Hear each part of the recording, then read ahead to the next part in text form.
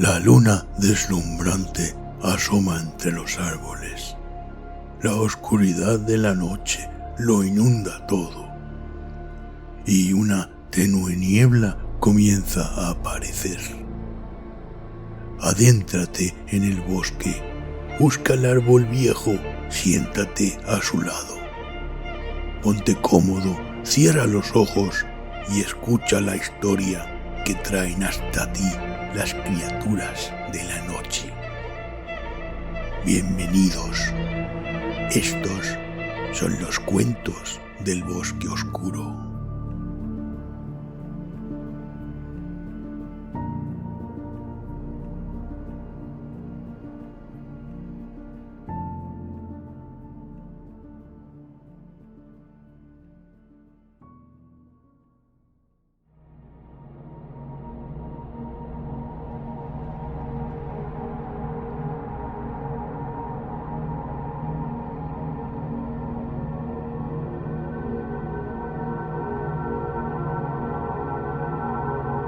Juicio por asesinato, de Charles Dickens.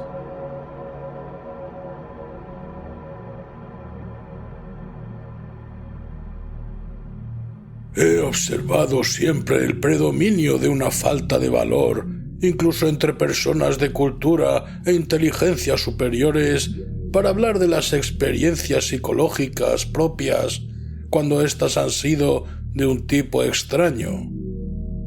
Casi todos los hombres tienen miedo de que las historias de este tipo que puedan contar no encuentren paralelo o respuesta en la vida interior de quien les oye y, por tanto, sospechen o se rían de ellos.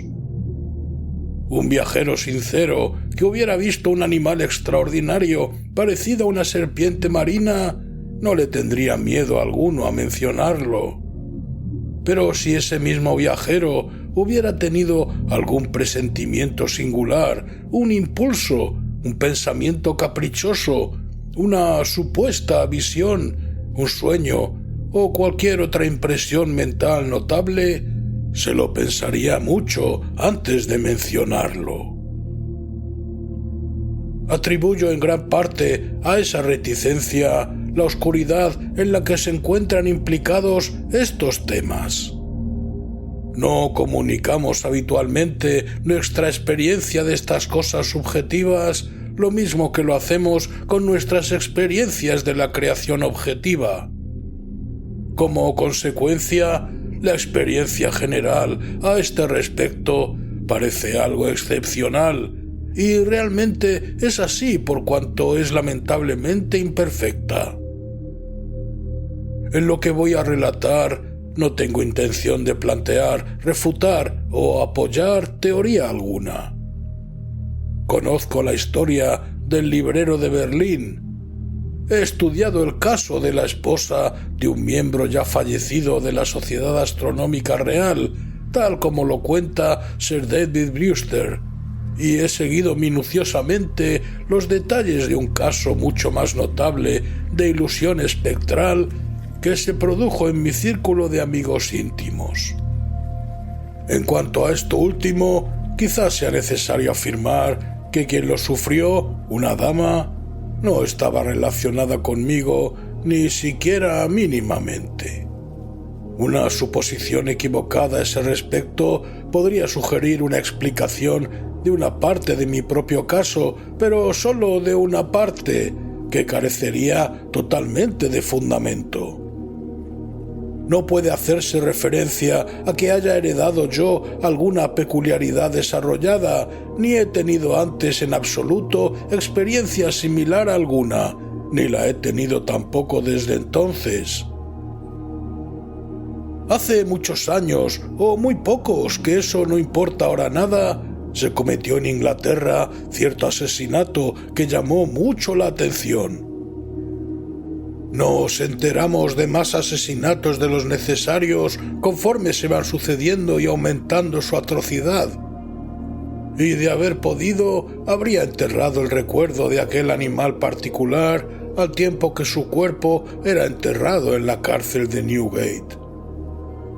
Me abstengo intencionadamente de proporcionar la menor pista directa respecto al criminal. Cuando se descubrió el asesinato, no cayó ninguna sospecha sobre el hombre que más tarde fue llevado a juicio, o más bien debería decir, en el deseo de acercarme lo más posible a la precisión en mis hechos, que en ninguna parte se sugirió públicamente que se tuviera tal sospecha. Como en aquel momento no se hizo referencia alguna a él en los periódicos, evidentemente era imposible que se incluyera en ellos alguna descripción del asesino. Resulta esencial que se tenga en cuenta este hecho. Cuando abrí durante el desayuno el periódico de la mañana, incluía el relato de ese primer descubrimiento y me resultó profundamente interesante, por lo que lo leí con la máxima atención. Lo leí 2 veces, si no 3. El descubrimiento se había hecho en un dormitorio y cuando dejé el periódico tuve un destello, un impulso. En realidad no sé cómo llamarlo, pues no encuentro palabra alguna que lo describa satisfactoriamente, en el que me pareció ver que ese dormitorio pasaba a través de mi habitación, como si un cuadro, por imposible que parezca, hubiera sido pintado sobre la corriente de un río.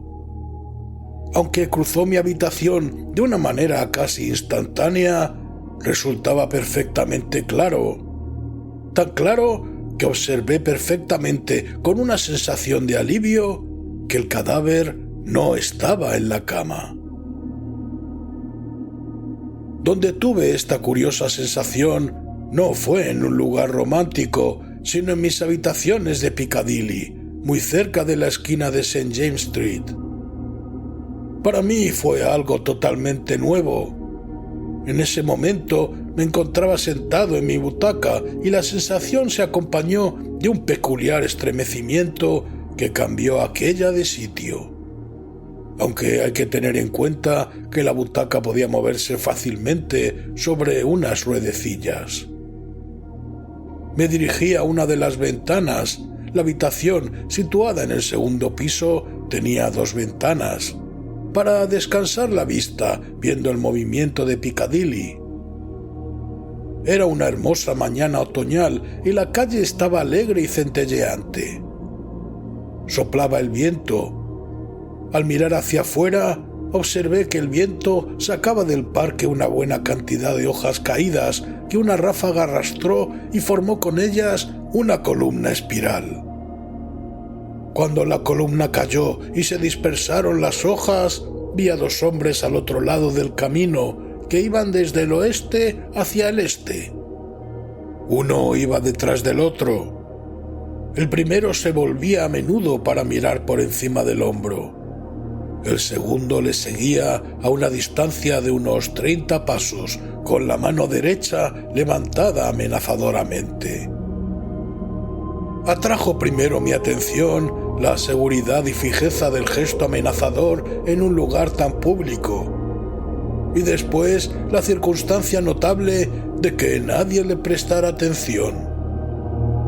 Ambos hombres seguían su camino entre los otros viandantes con una suavidad que no resultaba coherente ni siquiera con la acción de caminar sobre una acera. Y que yo pudiera ver, ni una sola persona les cedía el paso, les tocaba o les miraba. Al pasar ante mi ventana, ambos miraron hacia arriba, hacia mí. Contemplé los 2 rostros con gran claridad y supe que sería capaz de reconocerlos en cualquier lugar. Y no es que observara conscientemente algo que fuera muy notable en alguna de sus caras, salvo que el hombre que iba primero tenía una apariencia inusualmente humilde, y el rostro del hombre que le seguía tenía el color de la cera sucia. Soy soltero y mi ayuda de cámara y su esposa constituyen todo el servicio. Trabajo en una sucursal bancaria y ojalá que mis deberes como jefe de departamento fueran tan escasos como popularmente se supone. Ese otoño me obligaron a permanecer en la ciudad cuando yo necesitaba un cambio. No estaba enfermo, pero tampoco me sentía muy bien. Al lector le corresponde extraer las consecuencias que parezcan razonables del hecho de que me sentía fatigado. La vida monótona me producía una sensación depresiva y estaba ligeramente dispéptico. Mi doctor, un hombre de fama, me aseguró que mi estado de salud en aquella época no justificaba una descripción más poderosa, y cito lo que él mismo me describió por escrito cuando se lo solicité. Conforme las circunstancias del asesinato fueron revelándose gradualmente y atrayendo cada vez más poderosamente la atención del público, las aparté de mi propia atención, enterándome de ellas lo menos posible en medio de una excitación general. Pero sabía que se había dictado un veredicto de homicidio voluntario contra el supuesto asesino y que había sido conducido a Newgate hasta el juicio. Sabía también que su juicio se había pospuesto hasta una de las sesiones del Tribunal Criminal Central, basándose en prejuicios generales y en la falta de tiempo para la preparación de la defensa. Pude también saber, aunque no lo creo, en qué momento se celebrarían las sesiones del juicio pospuesto.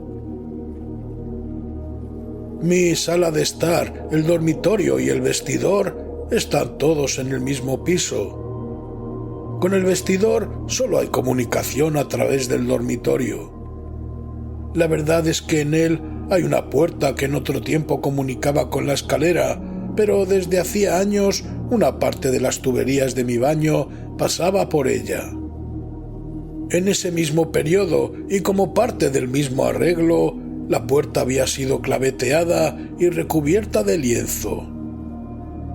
Una noche me encontraba de pie en mi dormitorio a una hora tardía, dando unas instrucciones a mi criado antes de que éste se acostara.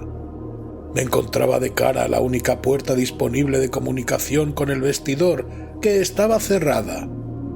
Mi criado le daba la espalda a esa puerta. Mientras le estaba hablando, vi que se abría y que un hombre miraba hacia el interior, haciéndome señas en una actitud de ansiedad y misterio. Era el mismo hombre que iba en segundo lugar por Piccadilly y cuyo rostro tenía el color de cera sucia. Tras hacerme señas, retrocedió y cerró la puerta.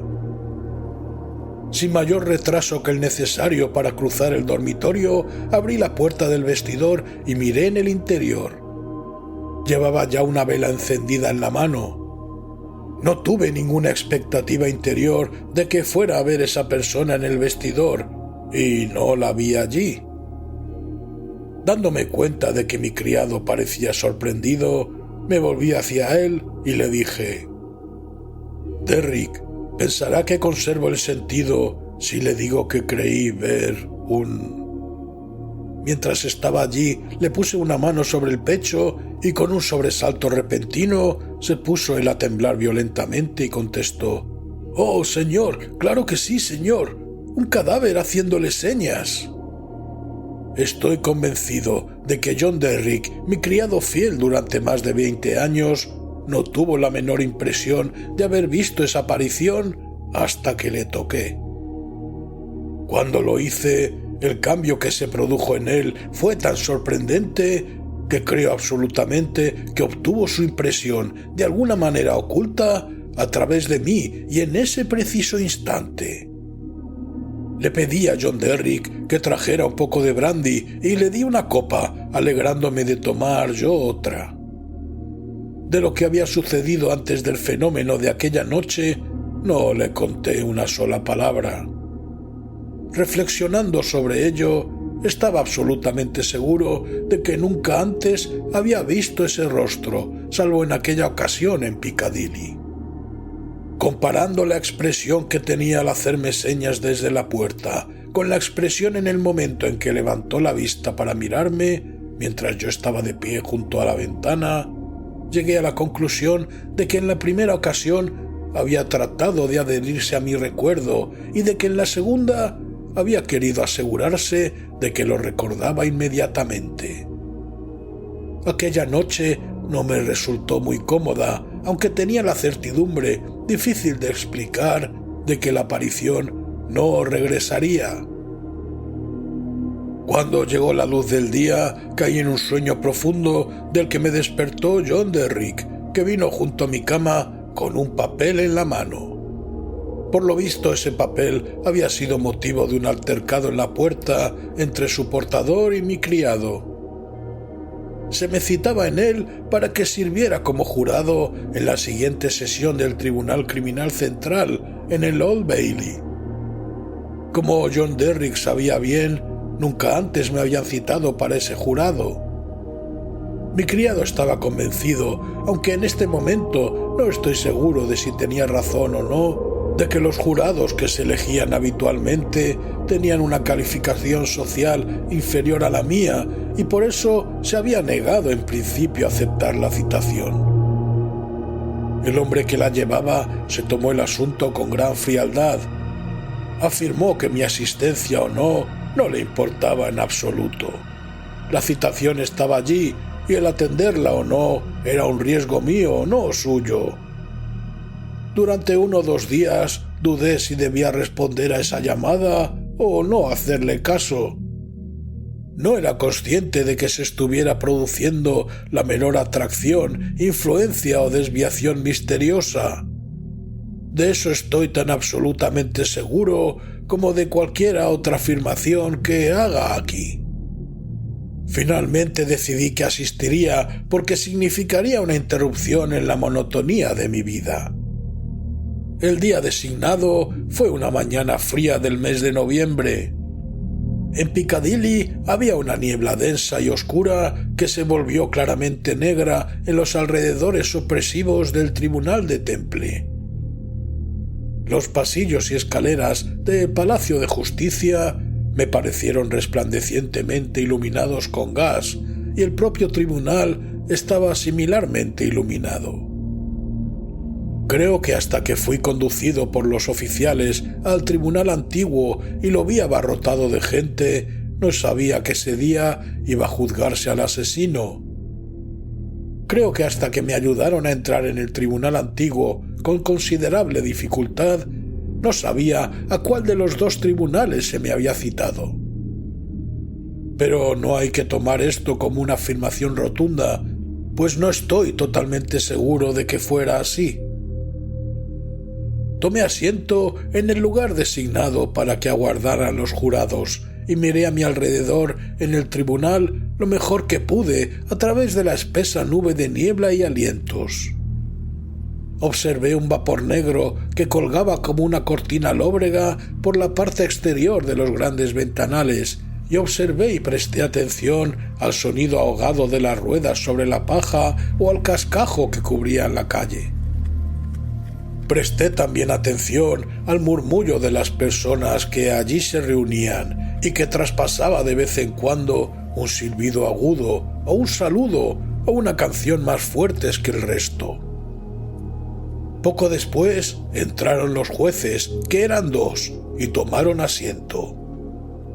El zumbido del tribunal decayó mucho. Se ordenó que entrara el asesino, y en el mismo instante en el que entró, reconocí en él al primero de los 2 hombres que habían bajado por Piccadilly. Si en ese momento hubieran pronunciado un nombre, dudo que hubiera sido capaz de responder de forma audible. Pero lo pronunciaron en 8º lugar y para entonces fui capaz de decir presente. Y ahora presta atención el lector. Cuando me dirigí hacia mi asiento de jurado, el prisionero, que había estado mirándolo todo atentamente, pero sin dar signo alguno de preocupación, se agitó violentamente y llamó por señas a su abogado. El deseo del prisionero de recusarme resultaba tan manifiesto que produjo una pausa durante la cual el abogado, apoyando una mano en el banquillo de los acusados, habló en susurros con su cliente mientras sacudía la cabeza. Más tarde, aquel caballero me dijo que las primeras palabras aterradas que le dijo el prisionero fueron: «Sea como sea, recuse a ese hombre». Pero como no le daba razón alguna para ello, y admitió que ni siquiera conocía mi nombre hasta que lo pronunciaron en voz alta y yo me presenté, no lo hizo. Por las razones ya explicadas, la de que deseo evitar el revivir el recuerdo desagradable de ese asesino, y también que un relato detallado de su largo juicio no es en absoluto indispensable para mi narración, me limitaré a aquellos incidentes que se relacionan directamente con mi curiosa experiencia personal y se produjeron en los 10 días y noches durante los que los miembros del jurado estuvimos juntos. Trato de que mi lector se interese por eso y no por el asesinato. Es a eso y no a una página del calendario de Newgate a lo que pido al lector que preste atención. Me eligieron presidente del jurado. En la segunda mañana, después de que se hubieran presentado pruebas durante 2 horas, lo sé porque oí las campanadas del reloj de la iglesia, al recorrer con la mirada a mis compañeros del jurado, me resultó inexplicablemente difícil contarlos. Lo hice así varias veces, pero siempre con la misma dificultad. En resumen, contaba a uno de más. Toqué al miembro del jurado que se sentaba junto a mí y le susurré: «Le ruego que haga el favor de contarnos». Pareció sorprenderse con la petición, pero giró la cabeza y contó el número de miembros. «Bueno», contestó de pronto, «somos... pero no es posible. No, somos 12». De acuerdo con las cuentas que hice aquel día, teníamos siempre la razón en el detalle, pero en la cuenta general siempre nos salía uno de más. No había ninguna aparición ni figura que pudiera explicarlo, pero para entonces tenía ya interiormente la sensación de que la aparición estaba implicada en el error. El jurado se albergaba en la London Tavern. Dormíamos todos en una sala amplia sobre mesas separadas y estábamos constantemente a cargo y bajo la vigilancia del oficial que había jurado mantenernos a salvo. No veo razón alguna para no incluir el nombre auténtico de ese oficial. Era inteligente, muy cortés y servicial, y también, de lo que me alegré al enterarme, muy respetado en la ciudad. Tenía una presencia agradable, ojos hermosos, envidiables patillas negras y una voz agradable y sonora. Se llamaba señor Harker. Cuando por la noche se iba cada uno de los jurados a su cama, colocaban la del señor Harker cruzada en la puerta. En la noche del segundo día, como no me apetecía acostarme y vi al señor Harker sentado en su cama, me acerqué y me senté junto a él, ofreciéndole un pellizco de rapé. En cuanto la mano del señor Harker tocó la mía, al coger el rapé de la caja, le sacudió un estremecimiento peculiar y preguntó: «¿Quién es ese?».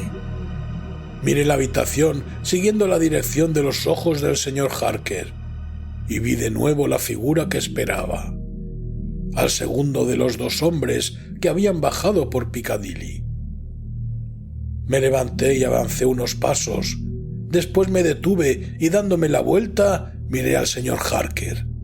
Parecía despreocupado, se echó a reír y comentó con un tono agradable: «Pensé por un momento que teníamos otro miembro del jurado y que le faltaba una cama, pero me doy cuenta de que fue un reflejo de la luna».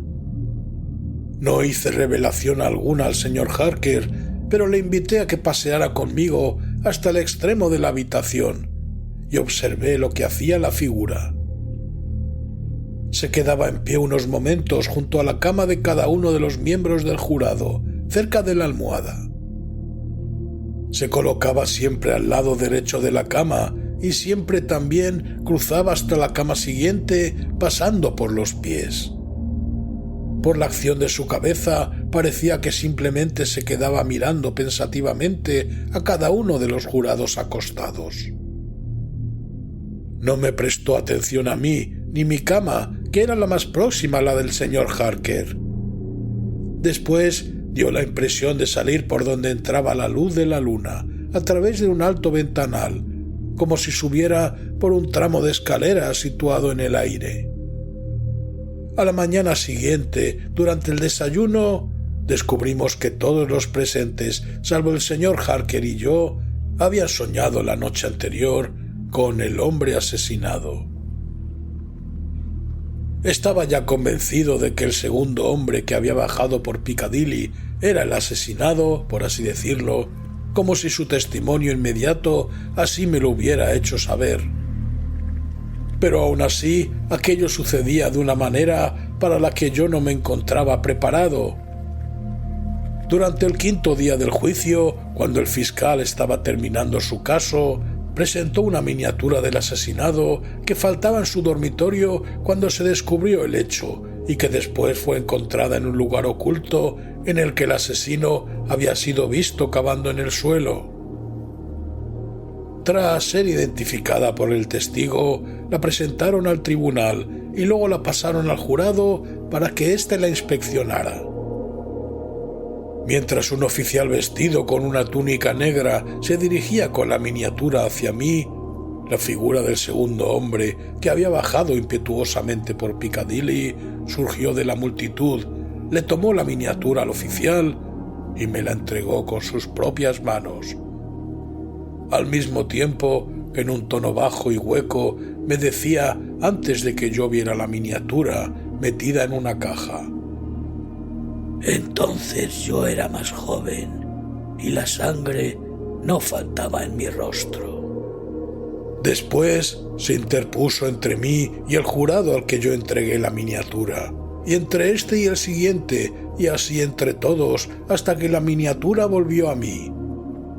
Sin embargo, ninguno de los miembros del jurado lo detectó. En la mesa y en general cuando nos encerrábamos bajo la custodia del señor Harker, como era natural, hablábamos mucho rato sobre las diligencias del día. En el día quinto, el fiscal cerró el caso, por lo que, como esa parte de la cuestión se había completado ante nosotros, nuestra discusión fue más animada y seria. Había entre nosotros uno de los idiotas de inteligencia más cerrada que he visto nunca, que recibía la evidencia más clara con las objeciones más absurdas, y a quien le ayudaban dos flojos parásitos parroquiales. Los tres pertenecían a las listas de jurados de un distrito tan atacado por la fiebre que debían haber juzgado a 500 asesinos. Hacia la medianoche, que era cuando algunos de nosotros nos disponíamos ya a acostarnos y esos zopencos enredones armaban mayor alboroto, vi de nuevo al asesinado. Estaba de pie tras ellos, ceñudo, y me hizo señas. Al ir hacia ellos e irrumpir en la conversación, desapareció inmediatamente. Ese fue el inicio de una serie de apariciones producidas en la larga habitación en la que éramos confinados. Siempre que un grupo de jurados se unía a conversar, veía entre ellos la cabeza del asesinado. Y siempre que la comparación de notas que hacían iba en contra de él, me hacía señas de una manera solemne e irresistible. Recuérdese que hasta el quinto día del juicio en el que se presentó la miniatura, nunca había visto la aparición en el tribunal. Cuando la defensa empezó el caso, se produjeron 3 cambios. Me referiré primero a 2 de ellos. La figura aparecía ahora continuamente en el tribunal y nunca se dirigía a mí, sino siempre a la persona que estaba hablando en ese momento. Por ejemplo, a la víctima le habían abierto la garganta. En el discurso inicial de la defensa se sugirió que el propio fallecido se la podía haber cortado a sí mismo. En ese mismo momento, con la garganta en la terrible condición que acababa de describirse, y eso lo había ocultado antes, se puso de pie junto al codo del que hablaba, moviendo hacia un lado y otro la tráquea, una vez con la mano derecha y otra con la izquierda, sugiriendo vigorosamente a quien hablaba la imposibilidad de que se hubiera podido infligir a sí mismo la herida con cualquier mano. En otro caso, cuando un testigo de conducta, una mujer, informaba que el prisionero era muy amable con la humanidad, en ese instante la figura se plantó en el suelo delante de ella, le miró directamente a la cara y señaló el semblante maligno del prisionero extendiendo el brazo y un dedo. El tercer cambio al que me referiré ahora fue el que de manera más marcada y notable me impresionó. No voy a teorizar sobre él, lo expreso con precisión y nada más. Aunque la aparición no era percibida por aquellos a los que se dirigía, cuando se acercaba, estos invariablemente se alarmaban y turbaban. Tuve la impresión de que era como si unas leyes que yo desconocía le impidieran revelarse plenamente a los demás, pero que al mismo tiempo pudiera afectar sus mentes de una manera visible, silenciosa y oscura. Cuando el defensor principal sugirió la hipótesis del suicidio y la figura se plantó junto al codo de tan ilustrado caballero, haciendo terribles gestos como si se estuviera cortando la garganta, es innegable que el defensor titubeó en su discurso, perdió durante varios segundos el hilo de su ingeniosa argumentación, se limpió la frente con el pañuelo y se puso extremadamente pálido. Cuando la testigo de conducta estuvo delante de la aparición, siguió con los dedos la dirección que le señalaba el dedo, contemplando con gran vacilación y turbación el rostro del prisionero. Bastarán 2 ejemplos adicionales. En el 8º día del juicio, tras una pausa que se hacía siempre a primera hora de la tarde para descansar y refrescarnos unos minutos, regresé a la sala del juicio con los demás miembros del jurado poco antes de que entraran los jueces. Encontrándome de pie en la zona a que nos estaba destinada y mirando a mi alrededor, pensé que la figura no estaba allí, hasta que elevé mis ojos a la galería y la vi inclinada hacia adelante sobre una mujer de apariencia muy decente, como si tratara de asegurarse de si los jueces habían ocupado o no sus asientos. Inmediatamente después, la mujer lanzó un grito, se desmayó y tuvieron que sacarla. Lo mismo sucedió con el venerable, sagaz y paciente juez que dirigía el juicio. Cuando terminado el caso se concentraban sus papeles para el resumen, la víctima, entrando por la puerta del juez, avanzó hasta la mesa de su señoría y miró ansiosamente por encima del hombro de éste las páginas de notas que iba pasando. Entonces se produjo un cambio en el rostro de su señoría. Su mano se detuvo, tuvo ese estremecimiento peculiar que yo conocía tan bien y exclamó con vacilación: «Caballeros, excúsenme unos momentos, me siento algo oprimido por el aire viciado».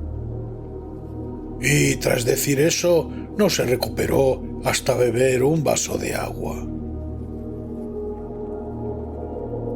A lo largo de la monotonía de 6 de aquellos 10 días interminables, los mismos jueces y ayudantes en el tribunal, el mismo asesino en el banquillo de los acusados, los mismos abogados en la mesa, el mismo tono de preguntas y respuestas elevándose hasta el techo de la sala, el mismo ruido que hacía la pluma del juez, los mismos ujieres saliendo y entrando, las mismas luces que se encendían a la misma hora cuando todavía brillaba la luz natural del día, la misma cortina neblinosa en el exterior de los grandes ventanales cuando había niebla, la misma lluvia goteando y produciendo un ruido compasado cuando llovía, un día tras otro las mismas huellas de los vigilantes y el prisionero sobre el mismo serrín, las mismas llaves cerrando y abriendo las mismas pesadas puertas A través de toda esta fatigosa monotonía que me hacía sentirme como si fuera el presidente del jurado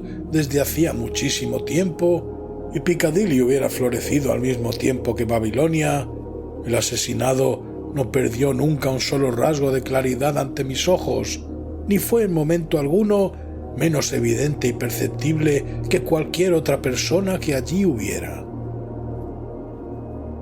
No debe omitir, pues es un hecho, que nunca vi que la aparición a la que doy el nombre de asesinado mirara al asesino. Una y otra vez me preguntaba por el motivo de que no lo hiciera, pero el hecho es que nunca lo hizo. Tampoco volvió a mirarme a mí desde que sacaron la miniatura hasta los últimos minutos del juicio. Nos retiramos a deliberar a las 10:07 de la noche. El idiota del grupo y los 2 parásitos de su parroquia nos dieron tantos problemas que por 2 veces regresamos al tribunal para rogar que nos leyeran de nuevo determinados extractos de las notas del juez. 9 de nosotros no teníamos la menor duda sobre los pasajes, ni creo que la tuviera nadie del tribunal. Sin embargo, el triunvirato de zopencos no tenía otro propósito que el de la obstrucción, y discutían por cualquier motivo.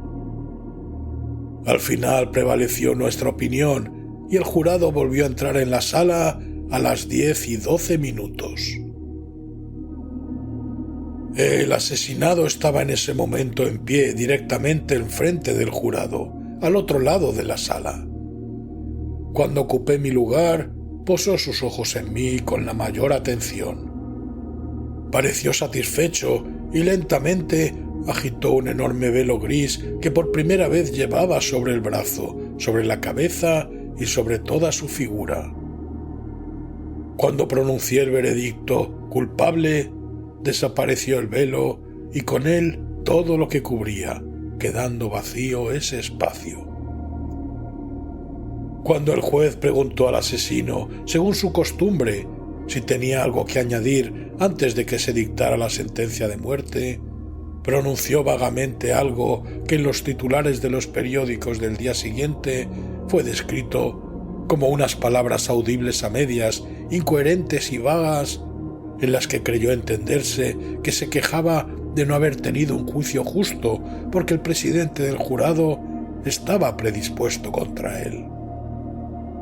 La notable declaración que hizo realmente fue esta: Señor, sabía que era un hombre condenado desde el momento en que entró el presidente del jurado. Señor, sabía que nunca me dejaría libre porque antes de apresarme apareció junto a mi cama por la noche, me despertó y puso una soga alrededor de mi cuello.